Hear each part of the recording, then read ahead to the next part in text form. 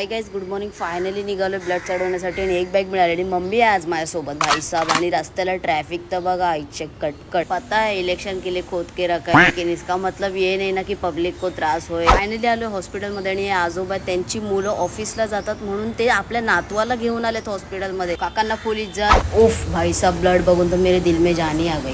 Mummy पहिल्यांदा आल्यामुळे mummy का फुकट का ज्ञान बांटने का विषय चालू था. ऐसा करो ये वैसा करो, ये ब्लड चेक करून घे, दुनियादारी. सुई भी ऐसी जगह लगाई है ना हिलने देगी ना हिलाने देगी. सुई की बात कर रहा हूँ दोस्तों. फायनली ब्लड चढवून झालं. नशिबाने एकच बॅग मिळाली होती, ती पण भेटली. आणि आता इथे मी घेतले भाकरवाडी. परत आला तोच विषय. वसाड्यांनी खोदून असं ठेवलंय जसं काही यांच्या मालकीचाच रस्ता आहे. आईच्या गावात अरे असं जर राहिलं तर मित्रांनो विचार करा, पाऊस अजून पडायचं लांबच राहिलंय. पाऊस जर पडायला लागला तर नुसताच चिक्कल चिक्कल. फायनली घरी आलो आणि आता थोडं रिलीफ वाटतं. आणि अजून 2 बॅग आपल्याला चढवायच्या आहेत. आणि अयान सुद्धा घरी आलेला आहे.